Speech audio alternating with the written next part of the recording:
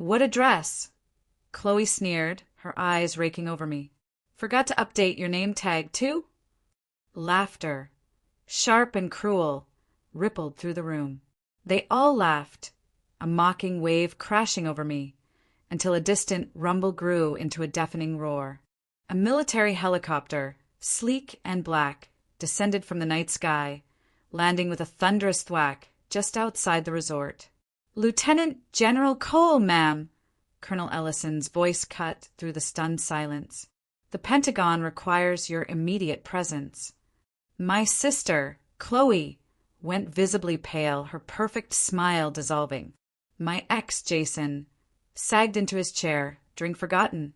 The entire ballroom, a moment ago a cacophony of curated success, fell into an absolute, breathless silence. Sometimes the people who see the least of you are precisely the ones who try the hardest to erase you. I had walked into my 20-year high school reunion feeling like a ghost, utterly prepared for dismissal. What I got instead was a brutal reminder that some wounds fester for decades. I chose a simple navy dress, and within 5 minutes it was crystal clear. In their eyes I was still just Grace. The valet barely spared me a second glance. I murmured a thank you, clutched my bag tighter, and stepped through the grand, carved doors of the Aspen Grove Resort. Above me a chandelier shimmered like something ripped from Versailles, just ostentatious enough to scream, "You don't belong." Everyone was already inside. I could hear the hum of laughter, the swell of applause, the delicate clink of wine glasses, even before the concierge handed me my name tag. Grace Cole, it read in some generic font. No title, no distinction, no weight. Chloe's touch, no doubt. I still wore my West Point ring, hidden discreetly under my sleeve, but no one saw it. And that, believe it or not, was exactly how I planned it. The main ballroom was a theatrical stage. Long tables draped in ivory, crystal-studded floral arrangements, a ridiculously elaborate 6-tier cake. A large screen cycled through old memories, prom debate club, cheerleaders that class trip to D.C. Chloe was in half of them. I was in maybe 3. My younger sister, Chloe Cole, was already on stage when I walked in. She was draped in a red sheath dress that practically screamed power, her voice pouring through the microphone with effortless charisma. "After 15 years at the Department of Justice," she announced, tossing her hair with a practiced laugh, "I'm proud to say I've just been appointed Deputy Director for Western Cyber Oversight." The crowd murmured their impressed approval. "But I'll never forget where it all started," she added, "right here at Jefferson High. And of course, I have to thank my sister, who is with us tonight, for always being uniquely herself." The crowd chuckled, unsure if it was a compliment. I didn't flinch. That's Chloe's talent, weaponizing praise. I found my name tag at table 14, way in the back near the buffet trays, practically beside the emergency exit. The front tables, the important ones, had names embossed in gold. Dr. Hartman, CEO Wong, Senator Gill, Chloe Cole. My table had no centerpiece, just a half-eaten shrimp cocktail on a shared plate. Across the room, Jason Hart spotted me. He hadn't changed much. Still tall, still smug. He made his way over, drink in hand, suit perfect, and leaned in with a smirk that hadn't matured in 20 years. "Becca," he said smoothly, "still stationed in the desert, or are you pushing papers in Kansas now?" I gave him a tight smile. "Nice to see you too, Jason." He laughed. "Come on, I'm joking. But seriously, didn't you study pre-law? What happened?" Before I could answer, a woman in pearls leaned toward another guest and whispered loud enough for me to hear, "Didn't you drop out of law school? Shame. So much potential." Melissa Young, from 3 tables away, caught my eye. She gave a faint, knowing smile. I returned it, unsure if it was pity or solidarity. Probably both. The dinner crowd thickened. Waiters moved like clockwork, serving prime rib and scallop potatoes. Chloe eventually floated over, all theatrical hugs and sparkling teeth. "Oh, Becca," she chirped. "Glad you could make it. I almost didn't recognize you in that navy vintage." It's just a dress, I said flatly. Well, you always were practical, she tilted her head. You know, we really should talk sometime. You've got so many stories, I'm sure. Only the quiet ones, I replied. Jason returned then, with 2 other classmates. One, a tanned woman in a pale blue suit, squinted at me. Wait, were you in the army? That's right. I remember you left after sophomore year to enlist or something. A man behind her barked a laugh. Wait, you were in the army? So what? Like a clerk or a mess hall sergeant? Several heads turned. Some laughed. Jason looked amused. Chloe said nothing. I took a sip of water. The glass trembled slightly in my hand, but I held it steady. The air felt suddenly heavier, like gravity had shifted in the room. But I didn't let it pull me down. I stood up without a word, adjusted the sleeve that hid my West Point ring, and looked at each of them with a calm I'd earned over 2 decades in war rooms and underground bunkers. I smiled faintly, quietly. Something like that. Then I walked to the balcony where my encrypted phone pinged silently. They saw a nobody in a discount dress, but I had once briefed NATO in that same dress, just under a military coat they never knew existed. The wind outside curled around the edges of the balcony like it was trying to eavesdrop. I stayed out there a while, my back straight, eyes on the dark treetops swaying above the golf course. The resort lights bled gold into the grass. But up here, where no one cared to stand, it was quiet. That kind of quiet was rare in my world. Inside, the clamor of success stories swelled again. Laughter, toasts, another slideshow. Chloe with the debate team. Chloe in front of the White House. Chloe at Harvard. The door behind me opened with a hiss. Grace, Jason said, already halfway through his next scotch. There you are. You always did like standing on the edge of things. I didn't answer. He leaned against the railing, too close. You know, he started, his voice casual. You really used to have a future. Valedictorian track, debate team prodigy. Harvard, law, practically begging, and then poof, army. He laughed. Still can't wrap my head around that. His laugh hadn't changed. Same clipped arrogance, same need to feel one step ahead. It pulled me back to the last time we stood this close, senior year. The dorm hallway still smelling like burnt coffee and laundry soap. I had told him I'd accepted West Point. You're kidding, he'd said, his jaw tightening. The military? You're throwing this away. It's not throwing it away, I'd replied. It's choosing something bigger. Yeah, he'd snapped. Bigger than me. And then he walked out. No goodbye, no call, just vanished. Now, 20 years later, here he was again, still resenting a choice that had nothing to do with him.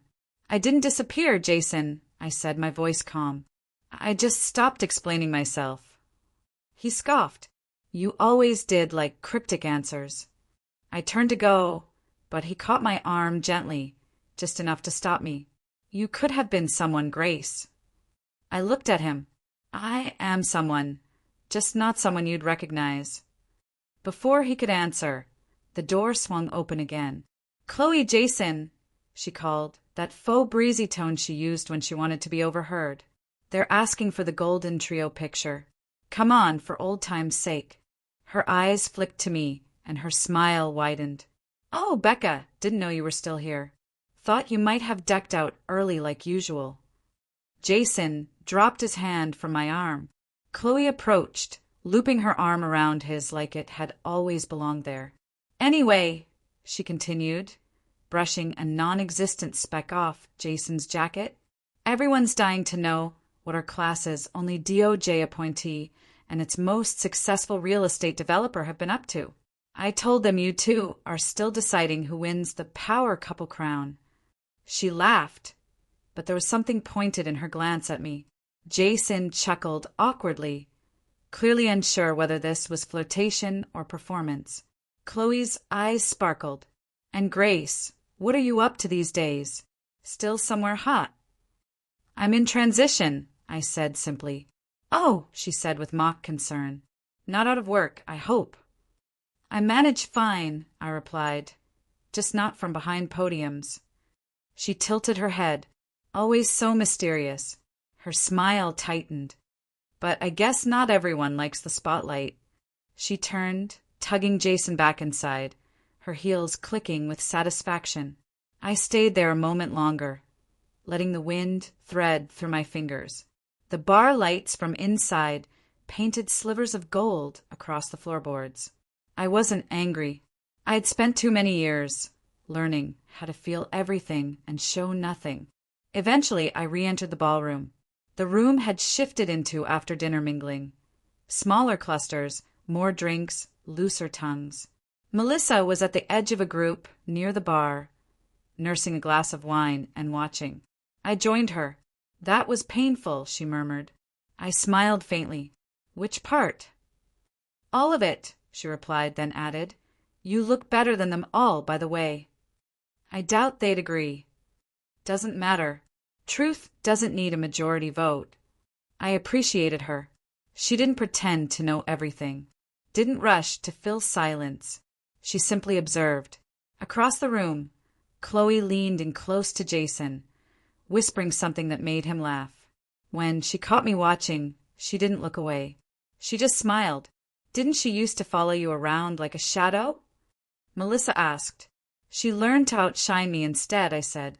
Before she could respond, a gentle hand touched my shoulder. I turned. Mr. Walters. He looked older, gray hair, thinner frame, but his eyes were just as sharp as they were when he taught AP History. He wore a navy blazer, khakis, and that same crooked half-smile that used to precede a surprise pop quiz. Miss Cole, he said warmly. I was hoping you'd be here. I heard about your military service. I nodded. Thank you, Mr. Walters. You wrote a paper on asymmetric warfare in my class, he said. I still remember it. Brilliant work. I blinked. That paper had been a late-night act of defiance, written after a phone call with Jason had left me in tears. I remember, I said softly. He leaned in slightly, his voice lower. Tell me, did you ever serve in Ghost Viper? I've heard things. They thought I disappeared into obscurity. In truth, I disappeared into national silence. I locked the hotel room door behind me and exhaled slowly, letting the buzz of the reunion fade into a faint thrum beneath the thick walls. The room itself was unassuming. Faux crystal lamps, cream-colored carpet, a folded bathrobe on the bed. It looked like it could belong to any guest. That was the point. I slipped off my heels, crossed the room, and reached under the hanging navy dress bag. Beneath it, nestled inside a black hardshell case with no markings, was the reason I still woke up every day with purpose. I flicked open the latches. The interior glowed faint blue. A fingerprint scan, retinal scan, voice confirmation. Cole, Grace, clearance, Echo 5. A soft chime. Then the screen lit up. Secure comms online. A flurry of data populated the display. Threat indicators, unresolved protocols, Project Merlin status, active breach containment. I skimmed the latest assessment for red zones. 2 possible internal actors, 1 breach point matching the blueprint I'd flagged 6 weeks ago. Still no resolution. A message flashed, incoming call. Allison J2, Cyber Command. I tapped the screen. His face appeared, square-jawed, midnight stubble. Eyes like he hadn't slept in 2 days. Ma'am, he said, not bothering with small talk. I've just come out of a debrief. Situation's changed. They want your eyes on the Merlin intercepts, ASAP. I didn't blink. Joint Chiefs, unofficially? Officially, it's an advisory consult, but let's not pretend this isn't critical. We've got a NATO partner compromised. Internal chatter linking the breach to Phoenix protocol files. A pause, then his voice softened slightly. Grace, they need you back in D.C. by Monday. I stared at the blinking map, overlay for red zones. Yes, but there was a 5th, just starting to pulse. I can't leave yet, I said quietly. Understood, but if this escalates, it will. Ellison began. It's already in motion, I cut him off. He looked at me like he wanted to argue, but didn't. You've got 48, he said. After that, we extract whether you're ready or not. I'm sending intel briefs to your secure cloud. The screen flickered as the call ended. For a moment, I just sat there, the glow of the case humming beside me. The hum had become a comfort, not because it was peaceful, but because it meant I was still needed, still in the fight. A chime. New secure message. Pentagon forward liaison. Subject urgent. Standing authority update line. Direct extraction possible if urgent. You're the fulcrum. I closed the message. I already knew what it meant. If Merlin collapsed and the intel leak spread to civilian grids, it wouldn't matter whether I was dancing in a ball gown or kneeling in a war room. I would be pulled out. The fulcrum wasn't a title. It was a tether. I stood, stretched, then walked to the window. Outside, the lights of Aspen Grove still sparkled like a painting too polished to be real. I could hear music again. Soft jazz now, followed by a DJ's voice booming something about a class slideshow. 20 years ago, I'd sat in that auditorium with Jason, Chloe, and Melissa listening to our valedictorians speak about legacy. I remembered clapping politely, even smiling for the yearbook photo. I never imagined my legacy would be silence. 15 years ago, Ghost Viper deployed on a mission so sensitive we burned every scrap of planning material afterward. We succeeded, but at a cost. 3 agents never came home. Their names didn't make the news. I gave the final go order on that op. I was the youngest to do so. No medal, no citation. Just a single line in an encrypted server. Asterisk operation completed. No attribution. Debrief sealed indefinitely. Asterisk, I carried those silences like medals no one could pin. Now they needed me again. I turned from the window and began to pack. Not much. Just the case, 2 devices, and a dress uniform folded beneath a false bottom panel in my suitcase. My fingers lingered on the coat sleeve, where a single silver star rested just above the cuff. I didn't plan to wear it yet. Not until I was ready. I have one thing left to settle before I leave. 48 hours. Outside, music from the reunion resumed. I looked out and murmured, "One last night in the shadows." I wore no medals, but I carried more scars than anyone in that ballroom. The ceiling of the grand ballroom shimmered with thousands of glass fragments, casting golden specks over polished tables and champagne flutes. The room buzzed with rehearsed nostalgia and curated success, like everyone was performing a role they had waited 20 years to play. The class of 2003 had aged into its power suits and practiced laughter. I sat near the rear again, table 14, flanked by 2 former varsity swimmers, now in venture capital, and a woman who ran a skincare empire out of Beverly Hills. None of them remember my name. They smiled politely, then turned back to each other. I didn't mind. It was safer this way. The band hushed. The MC, a balding man with a booming voice who had once been the prom DJ, stepped to the microphone. He beamed. Our highlight of the evening, the 2003 Most Distinguished Alumni Award. The votes were unanimous this year. She's smart, accomplished, and a rising star in federal service. Please welcome Deputy Director Chloe Cole. The applause was thunderous. Chloe ascended the stage like it was built for her. Her scarlet dress caught the spotlight perfectly. She took the mic with both hands, pausing long enough for the room to still. She didn't look at me, but her voice reached through every corner. Thank you all. I'm honored and a little stunned. I mean, I'm just doing my job. But I guess over time we see who rises, who leads, and who simply watches from the wings. Laughter measured polite. She continued, I want to thank my mentors, my team at the DOJ, and of course my high school teachers, especially those who encouraged ambition over conformity. They taught me that serving is admirable, but leading? That's where real change happens. Another ripple of applause. She smiled as if she'd just solved a riddle, then added, I think we all know someone who chose to fade into the background, and that's okay. Not everyone wants or can handle the light. I didn't move. My face didn't flicker, but I saw Melissa look at me from across the room, not with pity, but with something sharper, disbelief. Jason, a few tables up, stood with his wine glass raised. To Chloe, he declared, our own Iron Lady. Proof that leading from the front beats hiding in the shadows. Unless you're peeling potatoes on a base in Nebraska. That got a laugh, even from people who didn't understand the reference. They just followed the rhythm. Chloe smiled modestly, as though the toast embarrassed her. Melissa didn't clap. I looked at her again. She was biting her lip. The MC returned. Let's hear it for Chloe. And hey, any generals in the room tonight? No. Guess not. Well, maybe next reunion, huh? Laughter again. I rose quietly. No one noticed. I slipped between tables, my heels silent on the carpet. Jason called out after me. Hey, Grace, wait. I didn't mean to. I kept walking.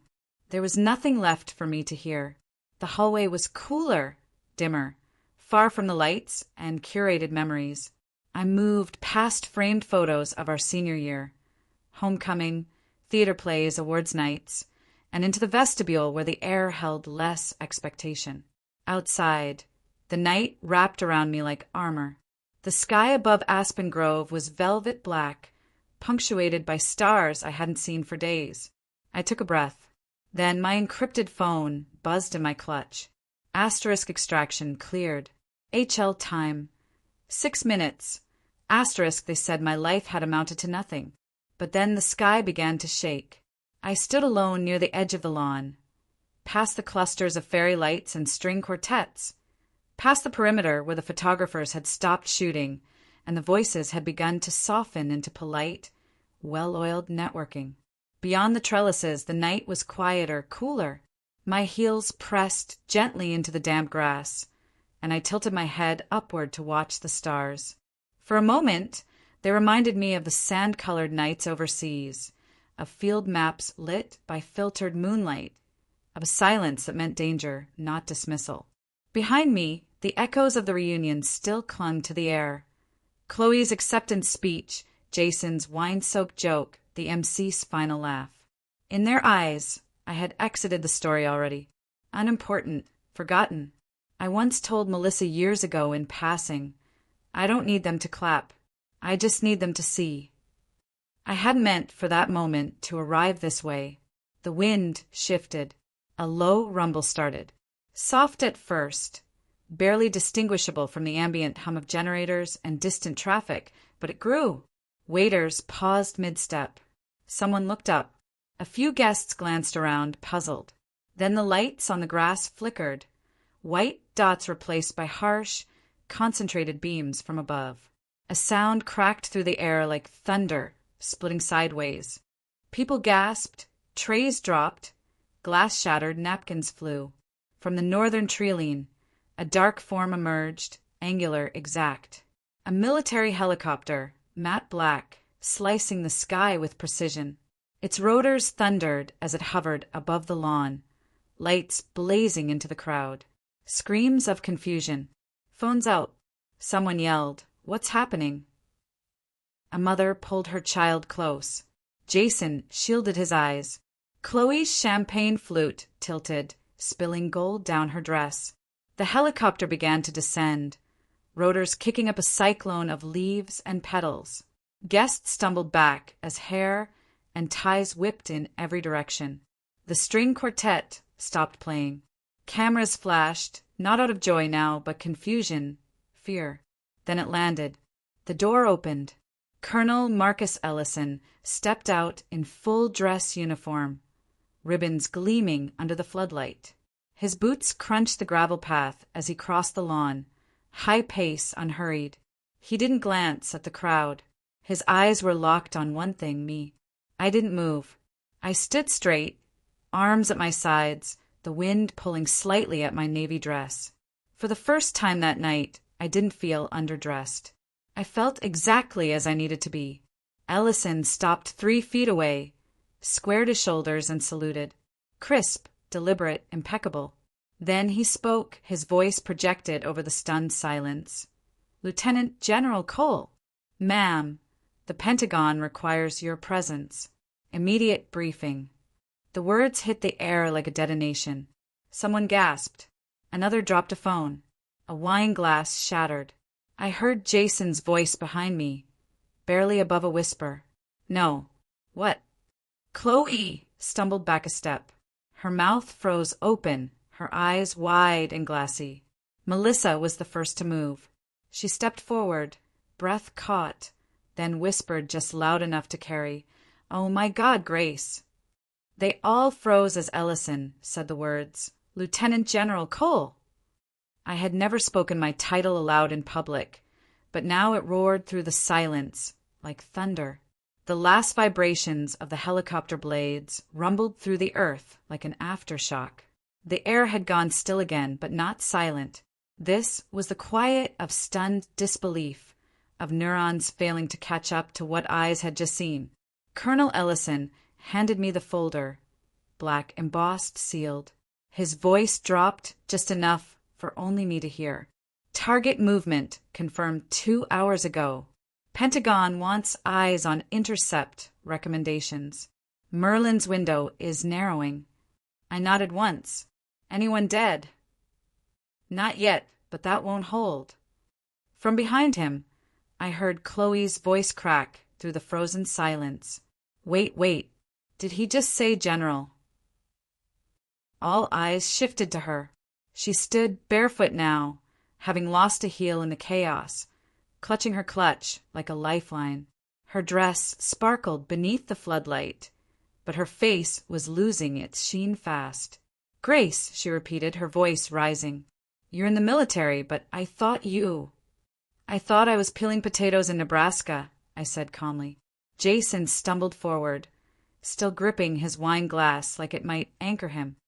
"I didn't know," he said. General. I had no idea. I thought you dropped out.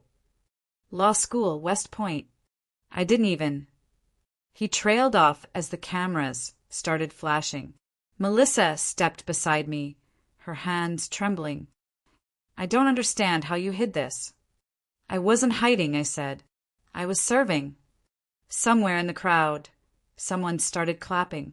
Just a few hands, then more. A ripple of confused, unsure applause rose and faded like an orchestra, missing half its instruments. But it was enough. I took a step toward the center of the lawn, where voices had started to rise in whispers, questions, fragments of disbelief. I didn't speak loudly. I didn't have to. Some people wear uniforms loudly, I said. Others wear them quietly. That doesn't make us any less visible. It just means we serve without needing to be seen. Ellison gave a nod toward the helicopter. "Ma'am, ETA 1 minute." I turned to Melissa. Her eyes shone now, not with pity or confusion, but with awe.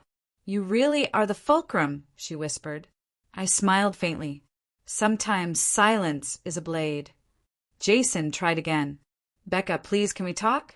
I was wrong. I didn't see you." "That's the thing," I replied without turning. "You never tried to." Chloe stood off to the side, arms crossed, chest heaving. Her expression had frozen, not in embarrassment but calculation.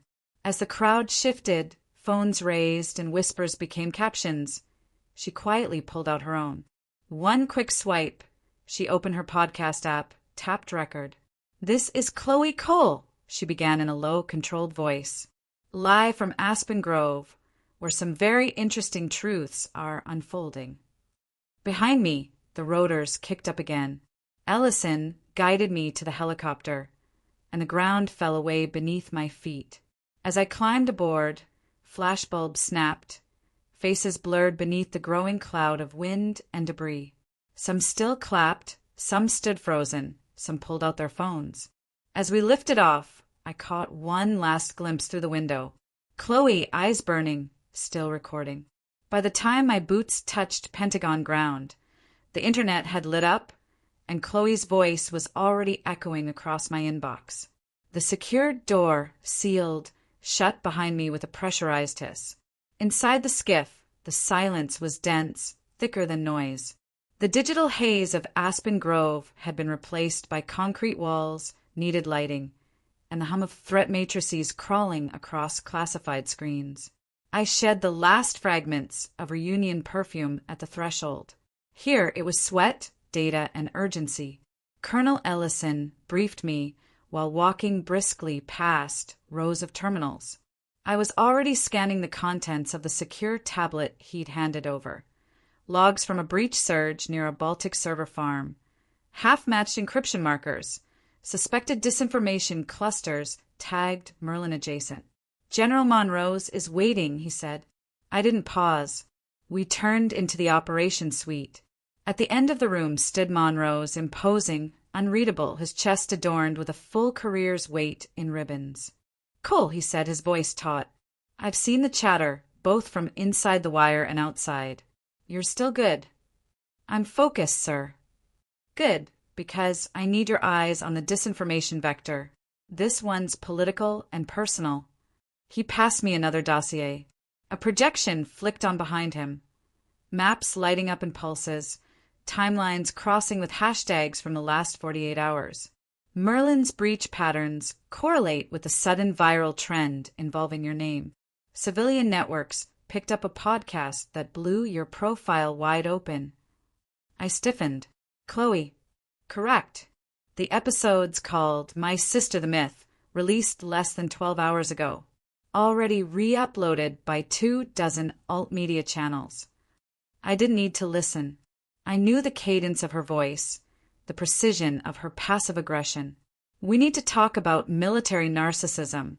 She'd once joked years ago over wine. Now she was building a brand around it. Monrose continued.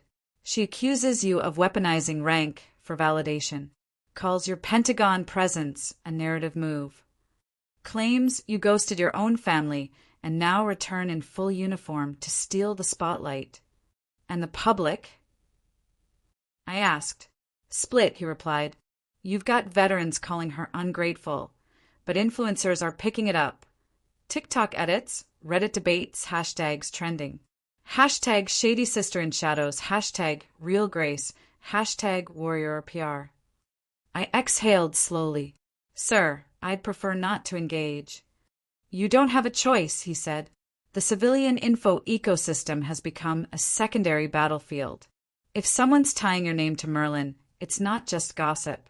It's an opportunistic chaos vector. I nodded. Understood.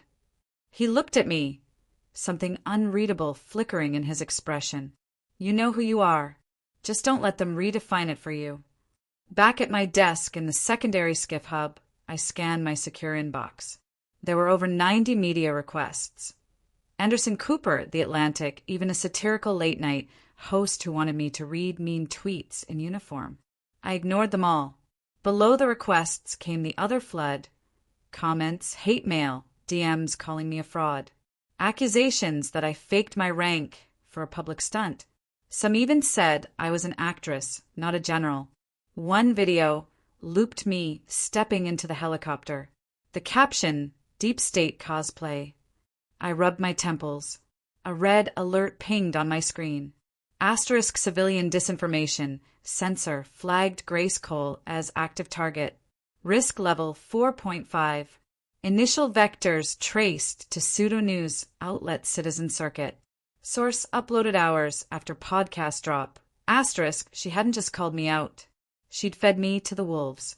I stared at the screen. Chloe didn't understand what she'd unleashed. Or maybe she did. A message pinged from my personal line. Melissa Young, voice note 107. I hesitated, then pressed play. Her voice came through low fast. You need to hear this, Grace. I just talked to Jason. He told me something about Chloe, something she deleted years ago. I think it's connected to what's happening now. You need to know. I thought silence would shield me, but sometimes silence gives liars all the room they need. The windows of my temporary DC office looked out over the Pentagon's inner courtyard, but the view offered no relief. Everything felt too bright, too sterile. The walls were lined with framed commendations and a clock that ticked with military precision. But time didn't feel linear today. It bent, curled around memories I hadn't unpacked in years. Jason sat across from me, his knees bouncing slightly. He was wearing a suit, but his tie was loosened and his expression was frayed. "I should have told you sooner," he said. "I should have said something back then, but honestly, I didn't think it mattered." I watched him carefully. He looked like a man about to confess to something bigger than he could contain. "She came to me right after you enlisted," he said. "Chloe, she said you had asked the school to keep your name off the alumni honors list, that you didn't want the attention." I didn't question it. I tilted my head. "You didn't think it was strange?" He hesitated. "I did, but it was Chloe. She was always so certain, so composed. She made it sound like she was protecting your wishes. She even forwarded an email chain to the school board asking for the removal of your name. Said it was for consistency, that since you'd left the Ivy League path, it might confuse the narrative." "The narrative?" I repeated, the words slicing through my teeth like glass. He looked ashamed. I didn't respond to the thread. I didn't stop it. I just let it happen. I stood slowly, walked to the file cabinet behind me, and placed a hand on its cold metal edge. Something inside me wanted to scream. But training teaches you to wait, to observe, to strike with purpose, not impulse. "She erased me," I said softly. "Not just from dinner tables or party invites. She erased me from history." Jason looked down. "That's not all." A knock at the door. Melissa stepped in, holding a folder with both hands like it weighed something sacred. "I found it," she said, walking in. "The nomination form. Your Medal of Honor file from 2018. I stared at it. "I thought the board never submitted it." "They didn't," she said, "but not because of bureaucracy." She opened the folder and slid out a printed email. Old, grainy, but readable. At the top was Chloe's name, her DOJ address, and her signature at the bottom. Subject: Medal of Honor submission. Lieutenant Jenna R. Cole. Note: General Cole has expressed a strong desire for anonymity. Please do not pursue further recognition without direct consent. My jaw tightened. I never wrote that. "I know," Melissa said, "but she had access and she was your emergency contact at the time." I blinked. The weight of it pressed into my ribs. Melissa added, "She told the nomination committee you'd withdrawn your consent. The board dropped it without ever contacting you." Jason's voice was hollow. "She didn't just remove your name from a list. She removed your name from legacy." I turned away, swallowing a sudden sting in my throat. It wasn't just jealousy or rivalry. Chloe had crafted a version of me so small, so invisible, that even my victories vanished under her approval. A soft vibration buzzed from Jason's phone. He checked it, frowned, then looked up at me. "She's planning something worse," he said. "Chloe's organizing alumni. She's calling it a restoration effort.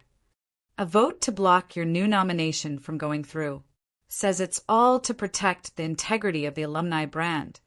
I met his eyes. "She's rewriting the past," I said.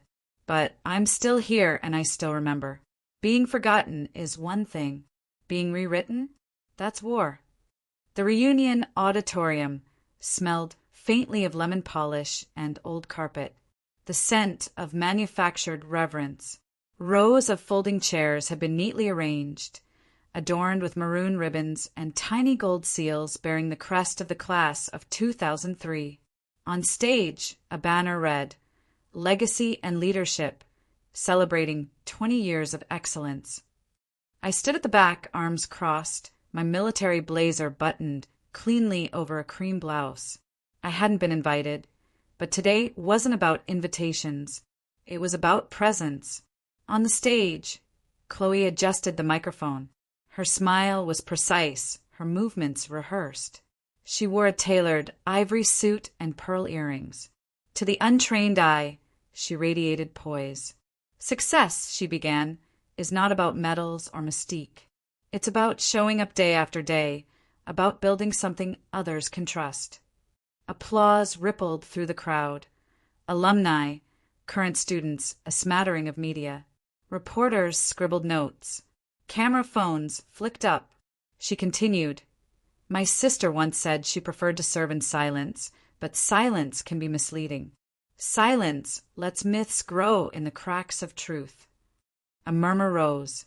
Someone near the press section whispered, "Wait, isn't her sister a general?"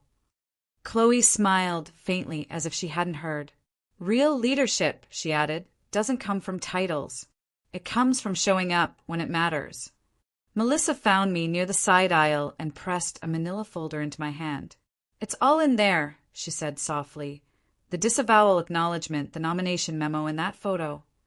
I nodded as Chloe wrapped up with a line about legacy built on clarity. I stepped forward. Voices hushed. A few gasps, chairs creaked, heads turned. I walked up the central aisle. My boots echoed sharp against the carpeted wood. The alumni board chair, an elderly man with tired eyes and a silver tie, noticed me, his brow furrowed. "Lieutenant General Cole," he said, his voice unsure. I met his gaze, requesting 3 minutes at the podium. Chloe had frozen. Someone from the press whispered, "That's her. That's the sister." The chair hesitated, then gave a slight nod. I climbed the steps. Chloe stood to the side, lips tight. I didn't look at her. I faced the crowd, hundreds of eyes, a mix of awe, confusion, doubt. I didn't speak. Instead, I opened the folder. From inside, I pulled out a single photograph, me in full dress uniform, standing at NATO command. I was saluting, a silver star gleaming on my shoulder, next to General Aubrey Klein. The day I'd received the classified commendation no civilian had ever seen. I held the photo up high and steady. The room went utterly silent. I didn't need applause. I just needed 1 second of their attention. Earned, not demanded. I lowered the photo slowly. The room remained still, a breath held tight in collective lungs. From the edge of the stage, Melissa gave a small nod. I stepped forward. "My name is Grace Cole," I began, my voice even unshaken. "Class of 2003, first chair in orchestra, founder of the International Relations Club, voted most likely to be a professor." A soft ripple of laughter, tentative. That one didn't age well. I continued. "I served because I believed in a country that didn't always believe in me.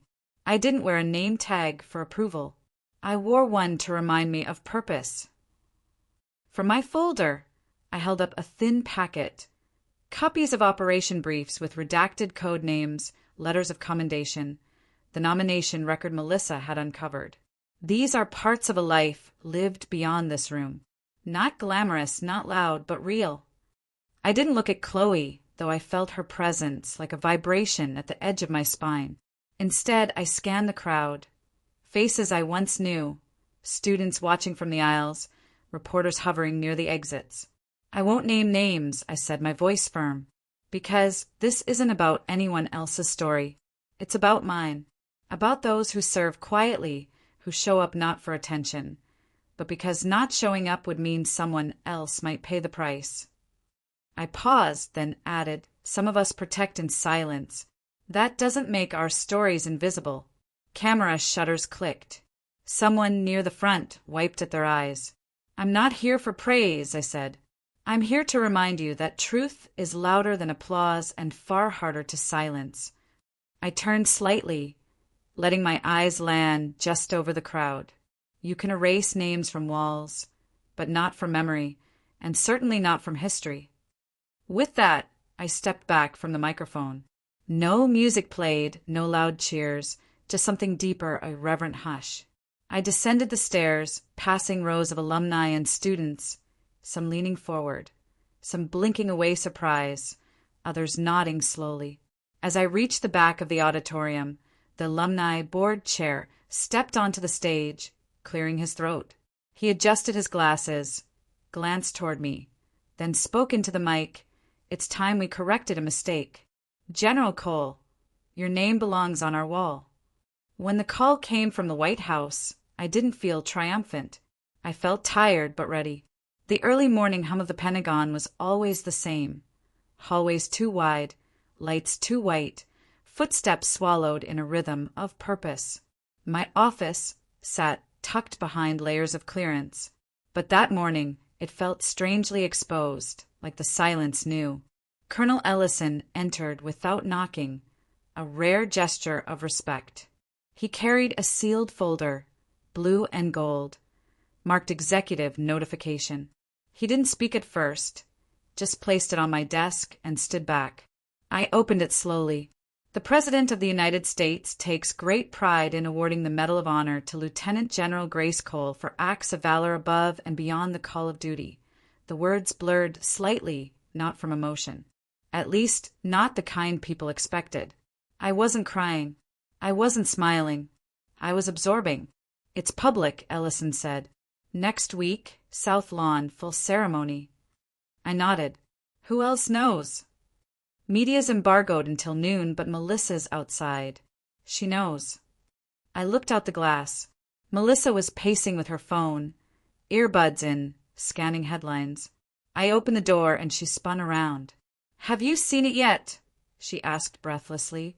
The articles are everywhere. The silent general. She led. She vanished. She returned.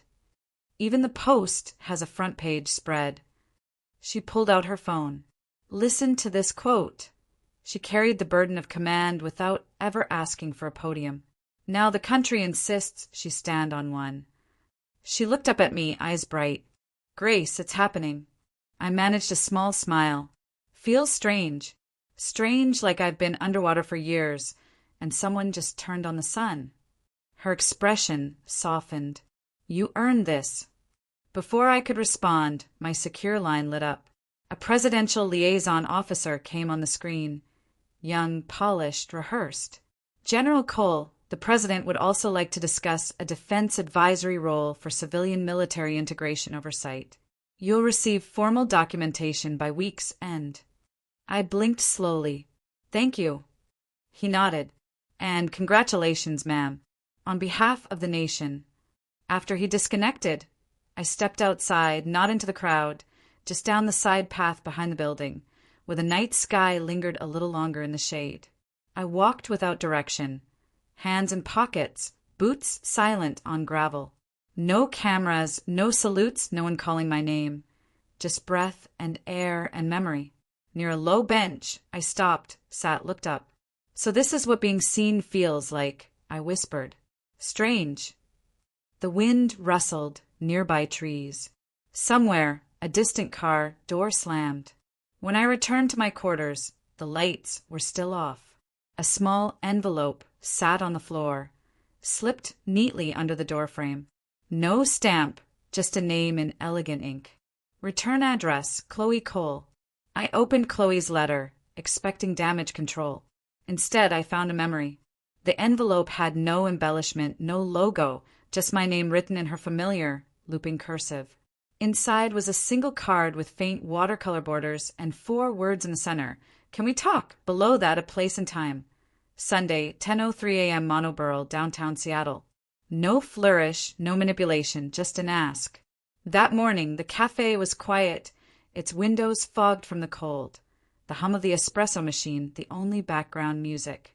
I arrived early, ordered black coffee, and sat in the corner booth by the window.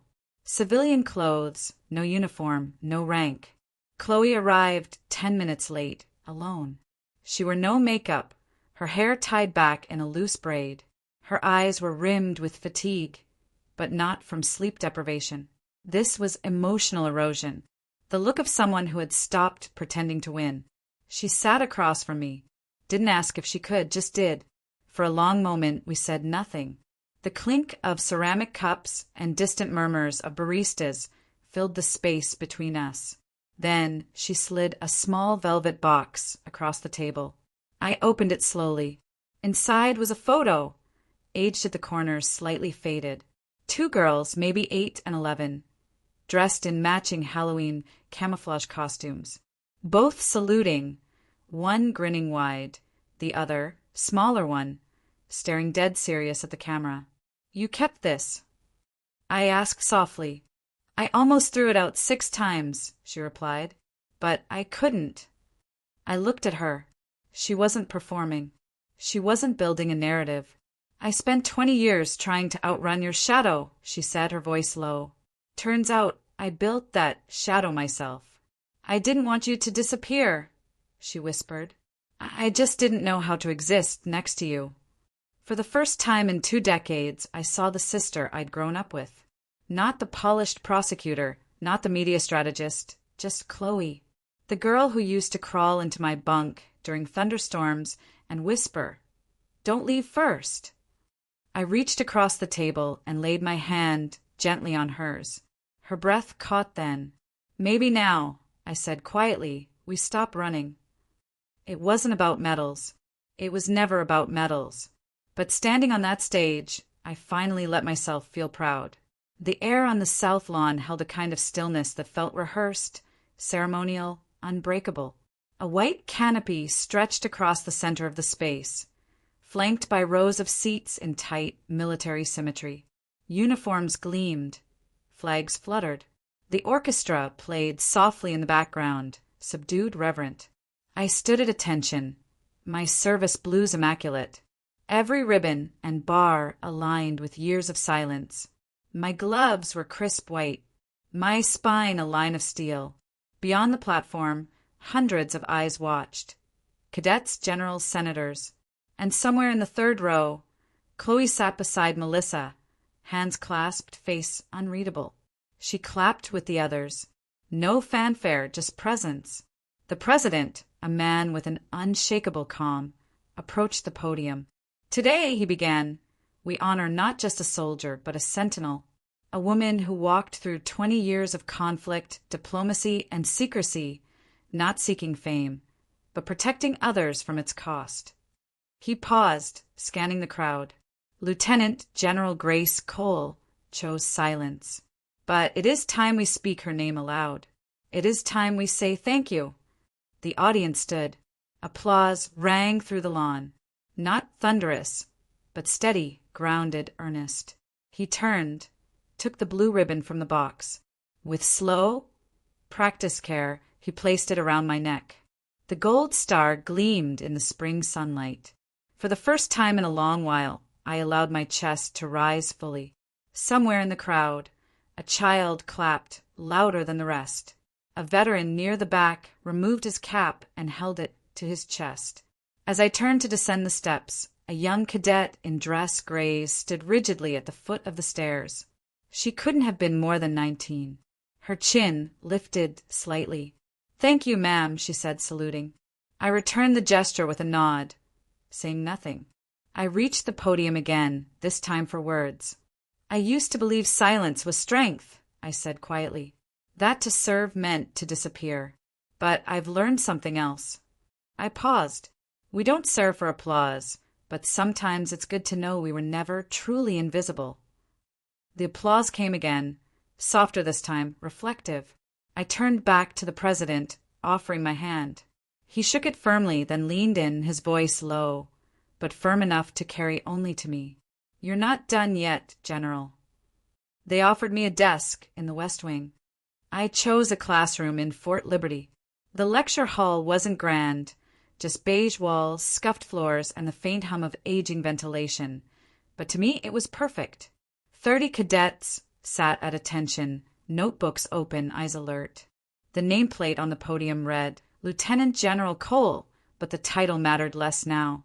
I was there to teach, not to impress. Today's seminar, Ethical Leadership in Asymmetric Environments. We'll talk through real-world dilemmas, how to lead when no one's watching, how to act when the rules blur. One cadet, sharp freckles, maybe 20, asked, "Ma'am, what do you do when the system works against you?" I met her gaze. "You lead anyway," I said, "and you document everything." They laughed softly, but they understood. These young women weren't here to play dress-up. They were preparing for the reality of pressure, failure, and quiet victories. I saw myself in all of them and hoped they'd have easier paths but no less courage. Midway through the afternoon, a knock at the back. Chloe, no makeup again. She wore jeans, a navy blazer, and held a small camera bag. She gave a sheepish wave as I approached. "Hope I'm not interrupting," she said. "You're on campus?" I asked. "I'm working with a team on a docuseries, Women in Command."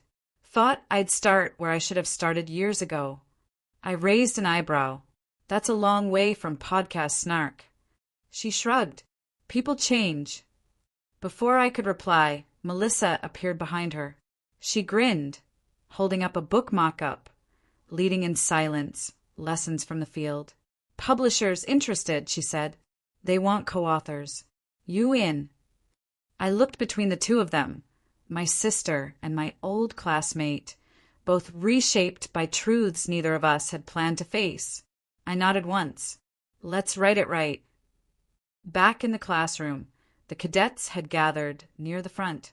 One held a large poster board drawn in color markers, figures in uniform, medals, and in the center, my face half-shaded, half-lit. At the top, in looping cursive, "Our General." I swallowed the lump in my throat. "Thank you," I said, my voice thick. Then, clearing my throat, I addressed the class. Command isn't about shouting. It's about showing up when it's hardest to. They nodded, scribbled, sat a little straighter. As the session ended, I returned to my desk. A single red light blinked on the encrypted tablet in my briefcase. I opened it. Subject: Asterisk Ghost Viper needs eyes. Request urgent cyber task force. High-level threat. Clearance code black. Asterisk. I stared at the message. Heart still but ready. I didn't disappear. I was simply doing my job where you couldn't see me. The hallways smelled like freshly varnished wood and printer ink, new but familiar. The banners were maroon, the same color they'd always been, and the seal of the school shimmered in gold on the wall near the entrance. The Hall of Legacy was modest, quiet, just a stretch of corridor with nameplates carved in bronze and framed photographs beside them. I stood near the back, hands clasped behind my uniformed back. This time, there was no stage, no ceremony, just a cluster of students in pressed blazers, a few faculty members in formal wear, and alumni lining the walls with quiet reverence. Chloe stood beside the podium, a single sheet of paper in her hands. She glanced up at me once, met my eyes, and then began. She served without needing to be seen. Chloe read, her voice steady. But now we choose to see her. Not for the rank, not for the medals, but because of what she stood for when no one was watching. A pause. She's my sister, and more importantly, she's someone I've come to learn from. She stepped down. I nodded slightly, not sure what else to do. Melissa was there, too, in a navy dress and flats, her hands holding a well-worn copy of our book manuscript. She'd flown in the night before, promising to keep things simple and boring, and I had believed her until she surprised me with a quote from our book, now printed in the event program. Leadership doesn't echo in applause, it echoes in choices. The crowd shifted as a cover on the plaque was lifted. My name, my class year, the simple phrase beneath it, Grace Cole, integrity and silence. No titles, no decorations, just that. Faculty gave a short speech, something about conviction, about how real power comes not from being loud, but from being lasting. I barely heard it. My eyes had drifted to the corner where 5 cadets stood in uniform, arms at their sides, proud and still. Melissa came up beside me as the crowd began to murmur again, snapping photos. "How do you feel?" she asked softly. I took a breath. Not deep, just enough. "It's not about being remembered," I said. "It's about making sure the right things are." She smiled and rested a hand on my shoulder. From behind us, a voice whispered. "She's the reason I applied." I turned slightly. One of the cadets, no older than 19, was nudging her classmate. Her eyes were wide, her face earnest. I didn't say anything. Instead, I stepped back from the plaque. Let them take the photos they wanted. Let them speak the words I'd once been denied. Then I walked out, the sound of my footsteps absorbed by the polished floor. No music, no cameras clicking, just silence and meaning. After years of being made invisible, after decades of quiet dignity, my name was finally etched not just in bronze, but in the memories of a new generation. The woman they once mocked, the one they tried to erase, now stood as a living symbol of integrity in an age of noise and vanity. My story, I hoped, would remind them that justice, though delayed, can still strike like thunder, clear, earned, and undeniable. Because when injustice is met with quiet strength, the truth becomes louder than any lie ever.